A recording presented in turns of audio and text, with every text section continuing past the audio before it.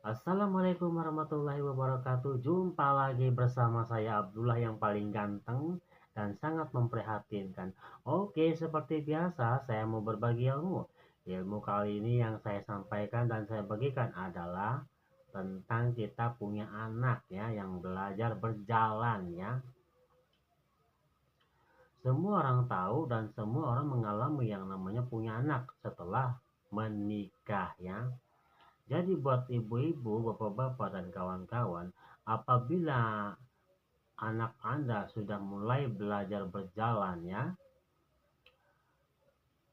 maka kita harus setiap hari anak kita dilatih untuk berjalan ya, seperti itu ya. Berjalan. Kita pegang berjalan, kita pegang bagian ininya ya. Nah, bagian ininya kita pegang. Jangan jangan dipegang tangannya gini, macam monyet ya. Jangan. Jangan dipegang tangan ini, jangan. Kedua-duanya dipegang gini kan, jadi macam monyet berjalan ya. Jadi jangan, anak itu belajar jalannya dipegang aja bagian ketiaknya ya, begini ya. Jadi belajar jalan kita tuntun kan setiap hari agar anak kita itu bisa cepat berjalan ya. Saya sudah meneliti dan uji coba kepada anak saya sendiri hampir setiap hari. Anak saya belajar berjalan. Pertama-tama anak saya ketika usia 3 tahun ya apa 2 tahun ya, jangan ditaruh baby walk namanya ya, baby walker kalau tidak salah ya. Dia ditaruh di tempat roda gitu kan, dia berjalan jadi menggelinding dia kan. Nah setiap hari dia menggelinding. Nah setelah umur 3 tahun 4 tahun, nah barulah kita dipegang belajar jalannya seperti itu ya. Jadi apa namanya, dulu ya waktu saya kecil ya, saya juga lihat ibu saya caranya gimana. Waktu anak kecil kadang suka di apa namanya, masak nasi nih, ceritanya masak nasi, kadang busa-busa nasinya itu dioleskan ke lututnya katanya supaya bisa berjalan katanya kan, seperti itu ya. Terus juga ada yang berkeyakinan ya, ketika sholat Jumat di hari Jumat Kliwon, anak-anak kecil itu kan kadang disabat-sabatkan supaya bisa berjalan seperti itu kan. Itu keyakinan-keyakinan mereka ya.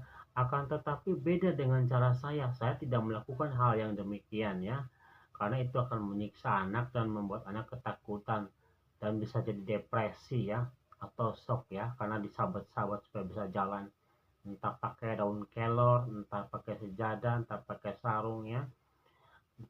Seperti apa namanya, kalau model seperti itu, kalau menurut pendapat saya gak ada apa namanya, gak ada manfaatnya sama sekali, gak ada efeknya sama sekali. Jadi yang namanya anak supaya bisa berjalan itu kita harus latih setiap hari ya. Setiap hari kita latih pegang ketiaknya ya, dituntun berjalan gitu ya.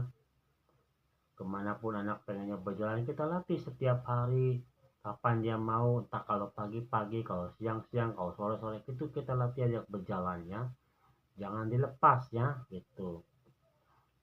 Apabila anak Anda sudah mulai bisa berdiri ya, dan biasanya ya mayoritas ya, kalau anak-anak sudah mulai bisa belajar berjalan, dia jalannya seperti orang mabuk, sempoyongan ya jalannya.